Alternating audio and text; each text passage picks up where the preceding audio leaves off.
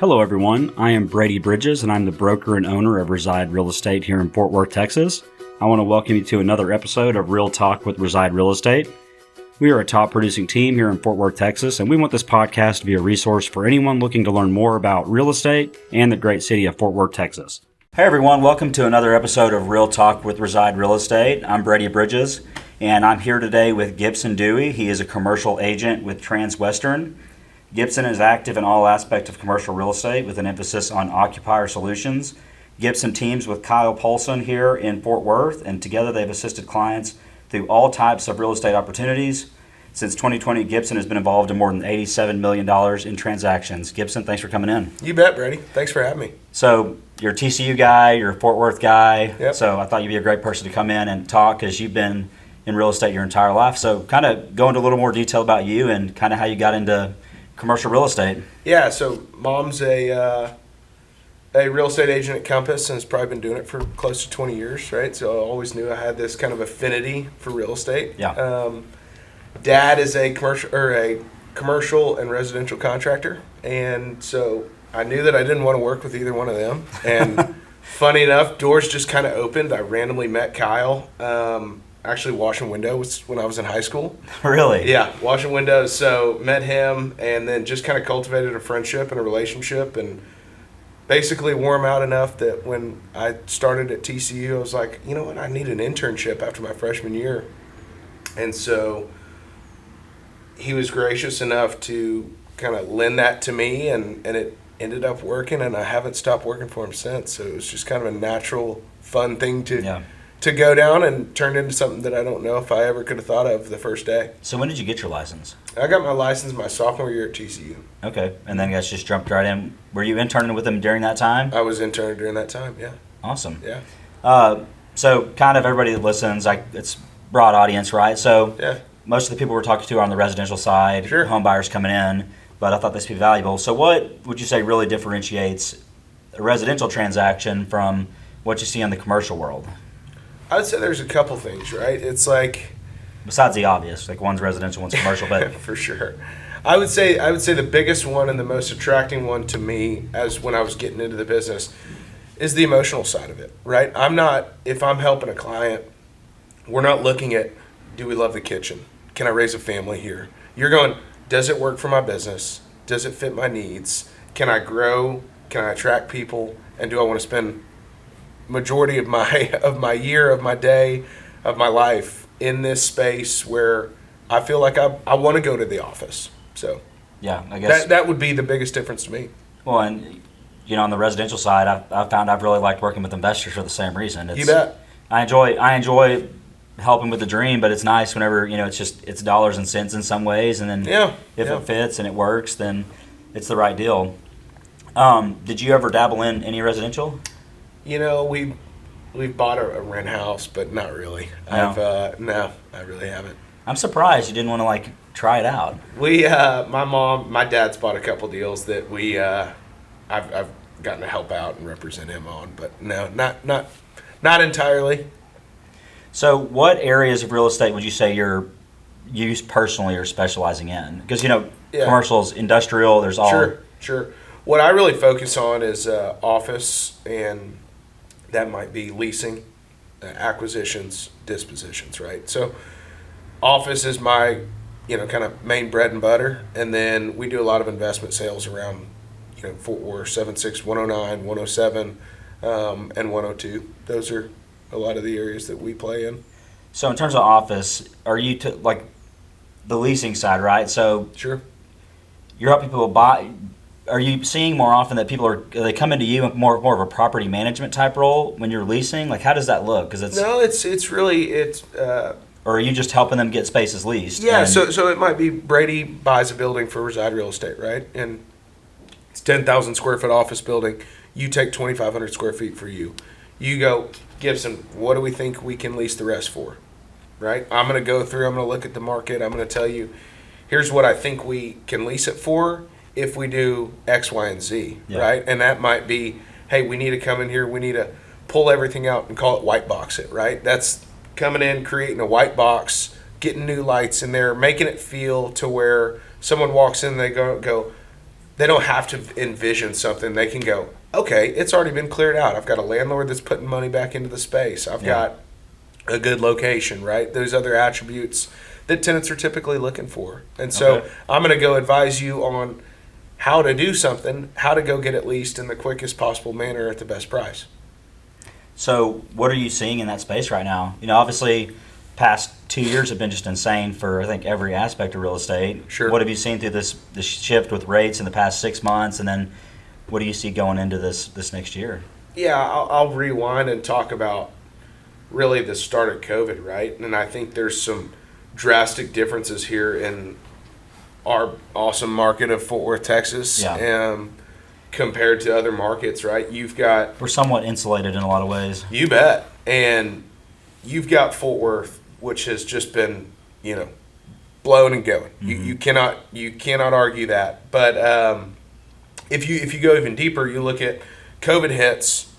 A lot of these businesses in Fort Worth, I think, from a 30,000 foot level, they're locally owned, right? Your owner of the business is in the office every day. He's not in Chicago making decisions or Silicon Valley going, oh, here's what we think or here's what we feel. Yeah, they're in there. They're eating at the same restaurants you're eating at, right? So you've got this sense of community. Well, those people have gone from saying, well, COVID kind of had a shift to where people are like, I want to be 5 minutes from the house. I want to be able to walk outside or pull up to my building, walk right in, and then if I need to run home, well, perfect. I want to walk right out and walk home. So I think there's been this shift of like, oh, we need to dress fancy, right? That's gone out the door. I mean, I'm wearing jeans and a vest, right? So with all those things changing, you've had this monumental shift, I believe, to suburban office, to where people are like, I want this ability to be 5 minutes from the club, 5 minutes from a house, and 5 minutes from really good restaurants. Here in Fort Worth, walkability isn't as much of a thing as it is in other cities.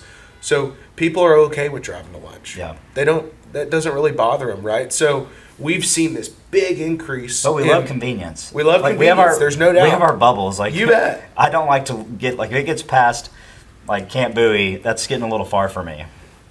Well, I could talk you out of that, but that's okay. But you're totally right. We have our bubbles, but I'm sure you drive to lunch every day, right? Just like I do. So it's not an issue for us to be, in a suburban office, right? I think it's more of a convenience than anything.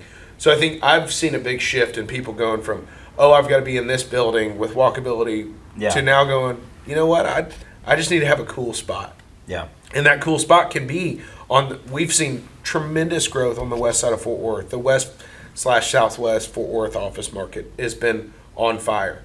I think a lot of that through COVID was fueled by low interest rates, right? Mm-hmm. People were going and looking at it going, well, I could pay $30 a foot for Class A space, or I could go borrow at 4%, go own my own building, buy something, renovate it, make it Class A space, pay $32, and I'm paying myself a little bit of a return. I own an asset. I've got depreciation, right? There's lots of other factors. Now you fast forward to today, and you're borrowing at 8.25% or 8%. Doesn't make as much sense. It doesn't make as much sense, right? And so you've still had that monumental shift of people going, I want a cool office space on the west side of Fort Worth, and well, I can't buy it anymore, and there's less availabilities right now. So I'm just going to go lease for 5 years. So we've seen a pickup in the last 6 months of leasing, really, really thriving. Well, as you know, I've been trying to find a smaller space for us, and it's near impossible. I was looking the whole time. Right. Just small commercial spaces like you're talking about are far and few between. For sure. So do you ever find yourself kind of in advisory roles? Like how often are you seeing people come to you and like, hey, here's what we're paying in rent. You think it makes sense to buy? Like, are you guys breaking down those models for people to see? Absolutely. Yeah. That's that's part of our role, right? We get paid to basically be a friend and an advisor for 5 or 7 years, and we just get paid on the end whenever someone does something, right? That might be renewing a lease, that might be moving buildings, signing a new lease, or buying a building. But we're going to help you through all those options and go, okay, does it make more sense for you? What are your, and those things that you need to look at are your long-term growth plan, right? What do you see that happening? where you see yourself long term. What do you see for your business, right? And are you thinking you need to grow, or you need to downsize? If you need to downsize, what's that plan, right? Everyone wants to think about growth, but what if you don't grow? What if it goes the other way? So yeah, that's an integral part of our job. So do you build those things into, like, are there little catches in a lease that you can help people out with? Like, if you do have those situations? You bet.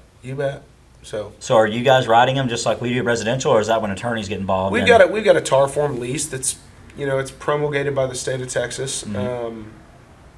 It's a promulgated form by the state of Texas, and it's written by tenants. And I do know. I'm just attorneys, trying to sure. Tenants, landlords, attorneys for both sides, and so we'll go through and go, okay, well, here's a standard deal, right? But typically on your bigger tenants or a more complicated deal, we would just basically turn it over to an attorney, and you're like, here we go. You guys go to town. Well, we're still looking at it and going, hey, here's our thought behind why you need to add this or whatnot. But typically, a good real estate attorney is absolutely crucial. Yeah, and I think it's crazy to some of the, I know a lot of agents in other states. And sure. A lot of those states up, like in the Northeast, attorneys do everything on really? deals. Oh, yeah. I mean, I'm sure on y'all's too, but you just kind of get a one-pager purchase agreement, then the attorneys take it and just write the whole contract, do everything from that point on. Wow. Okay. So I think it's crazy that we're allowed to, like, fill in contract documents, things like that. So, like, in terms of an agent aspect, one of the things I think a lot of people have come to me when they come in talking about real estate, wanting to get into commercial real estate, right? Yeah. I feel like you have to have pretty tough skin to be a commercial agent, especially in the beginning, because. So kind of tell me, for you guys, in our world, right, if we get a house under contract, 30 days later we're seeing the end of the road, getting paid on the deal, and moving on to the next transaction. So right. In you guys' world, what does that timeline look like? Man, I'm lucky because I'm an office or investment sales guy, right? But on the land side, it could be, I've done a deal that was a year and a half, right? That's a long time. I would say, once we get something under contract, you're probably, I would say, just down the fairway, fair deal, kind of in today's market, is a 60-day look, 60-day feasibility period, and a 30-day close. Yeah, you know Jim Sager, don't you? I do. I know Sager very well. So Jim went to church with me for a long time, and I've sat with him, and he's telling me about some of the hospital deals and things he's worked on that, years and years and years. And one thing I think people don't realize about y'all's transactions is, like, last minute, they can just, like, the feasibility period, they can just be gone and so quick. You bet. It's not like ours where, I guess that's that emotional tie that we have for sure. Buying the real estate, right? People are, and they're in it. I guess that's the better part of it, right? Yeah. Right? So. No, I think it's really good, and I think, one of the things I really try to talk to the agents here and myself is just making sure you're competent in the areas you're working in. So that's why I'm really lucky to have people like you, Jim, Kyle, that when we have these type of issues, we can come to you guys and make sure our clients are represented the way they need to be. Because even though it may be, it's that whole fiduciary thing, right? It's not about our best interest, it's about their best interest. So it's good that you guys have expertise in things that we can come to you guys, because, when you're doing this for a long time, people just come to you with ideas and creates opportunities. You bet it does. So whenever somebody's going through the process of, let's just say I wanted to buy a commercial real estate building as just a straight up investor, not occupying it, what are the things you would encourage someone to look, like, what are the things you guys are telling people to look at first? I mean, besides return, like, what all goes into it? I think first off, right, you've got to look at location. And that sounds so elementary, but you have to make sure that location or that building or that asset that you're investing in isn't going to become obsolete, right? What if office goes away? It's not going to happen, right? But I think in certain areas you wouldn't want to invest in office deals, right? Or right? I mean, you can listen to guys' strategies like Chris Powers is one of them, right? You're getting in the way with Class B industrial. He's a sharp guy. One of the best and just a great human, right? Yeah. So you listen to his strategy, and he's going to go make a return and buying a depleting asset class, and he's getting in the way of something greater happening, of urban revitalization. Mm-hmm. So that's a great thesis, right? So now you take that to different aspects. And for me, playing in Fort Worth, right? Like, how am I going to advise somebody to buy something on University? Well, TCU is a pretty good homestead or anchor, right? Yeah. So, well, we just played the national championship. Got to have a shameless plug for TCU, right? But like, oh man, I don't know if I'm ready to talk about that game. It wasn't pretty, but no. You still had. I saw a deal that said if TCU had to pay for the advertising that they got, it would have been north of $2 billion. Yeah. So whether we like it or not, it's fantastic for Fort Worth. It was a really rough game to go to, right? But it was fantastic for Fort Worth. It's going to keep driving people here.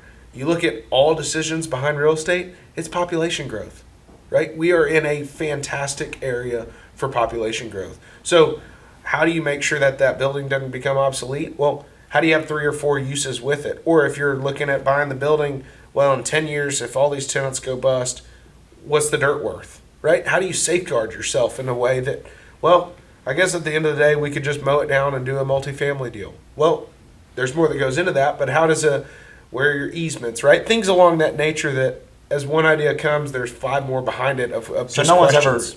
No one's ever looking at it for just one use. It's kind of, when you're advising them, you're throwing out all those situations like, hey, if this happens, what are we going to do? Yeah, I mean, right, we talked about it earlier, but protecting your downside, right? You're going, we don't have to think about that. It all hits the fan. I mean, location's important, but we don't have to think about that near as much as you guys do. Yeah. It's like if it backs up to a busy road, then probably don't want to buy it because it's always going to be a busy road. But so are you guys mainly focused? You're in Fort Worth, but are you doing stuff like up north? Keller. I've done McKnight Title. You've worked with them a bunch. Yeah. I've worked with them a bunch. Great friends, and I've represented them and doing office deals up in kind of Keller, South Lake. It's I've got a handful of friends up there that we've worked with, and that make sure that I call them and I say, hey, look, here's what I've got. Here's what I'm looking for. What do you have? Show me your good stuff, right? And I think that, just like you guys, that's a crucial aspect to commercial real estate. It's a crucial aspect to residential real estate, and it's absolutely necessary when you're looking at your agent. You know, who can they call on, right? How are they out in the community that they can go get the information that they need to help you find the best home or the best spot for your business. Do you guys work with any groups like on syndication deals, people wanting to go buy office buildings, things like that? Like go identify properties for those type of groups, or is that typically their own in-house type of situation? Sometimes, right? I mean, a lot of those groups don't have as much in-house people as you would think, right? Yeah. They've kind of got somebody that's underwriting them. We're not ever a part of the syndication, but you just know in Fort Worth there's so many of those deals. We just know that typically it still comes down to there's one guy that's making the call, right? And so we'll know that guy, know what he's looking for, and show him deals. So let's say I'm getting in the process. For us, whenever somebody's getting ready to buy a house, pre-approval, we need to see proof of funds. What does it look on your end for when somebody wants to get the search going for buying an office building? Is it similar in that regards that they need to have all that, or do you guys get to work right away and then kind of back end it? Yeah, I mean, well, I think there's a couple steps that I think of directly, right? And I guess when you're dealing, you kind of have an idea whenever you're dealing with certain companies if they're... Yeah, right. Like let's go through it for Reside, right? Okay. You may go, hey, I'm paying X dollars a month right now. I'd be comfortable up to here, but here's what my business can support if we stayed completely flat. Okay, we've got an idea of a budget, right? Then we need to go to location, right? And then you and I are going to talk. If you said, hey, I'm thinking next year's going to be fantastic, we might need to grow a little bit. Are we looking at leasing? Or are we looking at buying something, right? So even for this interim period, like how do we accommodate growth? Then I think it's talking to a lender, right? In a crazy market like today, I heard the stat yesterday that equity for the first time in the past 5 years is easier to raise than debt, right? So if you think about that, you need to go get ahead of that to make sure that you're going, okay, is this realistic? Am I going to go pass on 5 great lease spaces for lease that come up because I want to buy something? Well, you better have conviction that we're going to buy something and you're going to be able to get the debt. Okay. Right? So in that sense, it's like, great, do we know that there's a plan, right? Before we conceptually think something's going to work, are we for sure that we can go do this?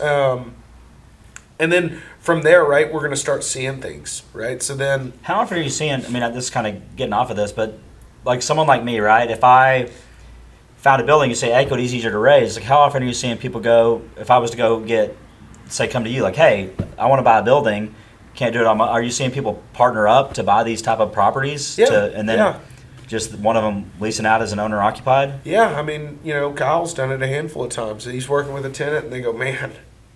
We could go in, we found this piece of dirt, it's a little bit too large, right? And he's been doing it for 30 years, but he goes, perfect, well, why don't you come in, we'll build a partnership, we'll run it from the real estate side, and then you guys can come in, own or occupy half of the building, and then we'll go in and lease it and kind of use our expertise in that manner and just have a great asset, right? I think that's genius. Yeah, for sure. It's great for the tenant, and it's great for the landlord or the real estate professional.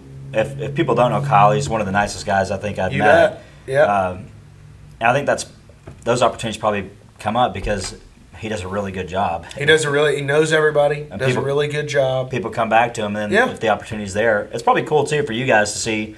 You're still kind of newer in it, but the growth of people's businesses you've worked with, and seeing them take off. It's so fun, man. I mean, we've done some stuff, right? And it's like 2,000 feet. 2 turns to 5. 5 turns to 10. 10 turns to 25, and you're like, holy smokes, like this was a little tiny deal, right? Yeah, it's like a little startup business. And it's just so fun, and you're like, it's fun to ride with somebody, right? It's like, it's great for you financially, but that also means it's really good for them, and that's an awesome part. Yeah. So where do you see the market going in 2023 for Fort Worth? So office is your space, right? So I know we kind of talked about downtown a little bit. Yeah. So what are you seeing with, you're talking people are coming out to suburban office space. What are you seeing down there? I'm super bullish on office. I really am. I think there's office? No, not all office. Suburban office, kind of, if we're relating it to Fort Worth, your southwest Fort Worth submarket. And I'll explain that further to be TCU, University, Camp Bowie, Bailey, White Settlement, right? Those areas that are just a little bit west of downtown. Vickery's really turning over too. Vickery's turning over. I love Vickery. You bet. Hewlin, right? Things like that. I'm totally bullish on it. Now, I think if you're out there and you're listening to this and thinking that any building on that street works, I think I could talk you out of it because I think there's a total flight to quality, right? People are going and looking at deals, and they're going, okay, how do I keep my people in the office? I want to build this culture, and I want to have people in the office every day to where they don't want to leave for a pay bump that's 15% more because they go, I like working with Brady. Brady comes in on Friday, and maybe we go have beers, or maybe we go have lunch, right? And it's like those kind of intangibles that you can't quantify, that you don't always get at other places when you think about it. I don't think people really I'm sure people say this about all their city, but Fort Worth is pretty unique. You bet it is. It just like you were saying, the business owners are in the office. Yeah. And most of the stuff here is not big. I mean, there are big corporations, but a lot of the big employers in town are not these huge players from out of state. They're people that are here that have started their businesses here. Yeah. And they're still involved. You bet they are. No, man, I really appreciate you coming in here and sharing your wisdom on the commercial side of things. Absolutely. So something I ask everybody when they come in is, and you've been here forever, so it's going to be great, what do you love most about being here in Fort Worth?